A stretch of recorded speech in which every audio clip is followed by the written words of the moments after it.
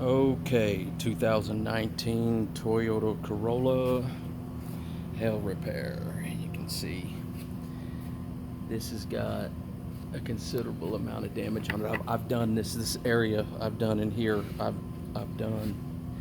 I just went through it and did it. You can see there's some in there, and the light's not in the best position. There it is, right there. And it's got oversized dents on it. It's got numerous oversized dents on it. It's just, but they're actually not real deep. So this was probably 1 inch to 1.5 inch hail, and I'm improvising with a light right now. This is a little bit different than my soft white that I usually use, but it's got some considerable damage on it, and so 2019 Toyota Corolla. But you can see this is the area that I've done. The area that I've done right there. I've been working on that area for about 20 minutes.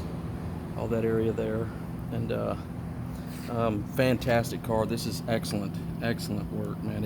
It's just the panel's maxed out, and a little bit less will max out this panel, and it'd be a little bit.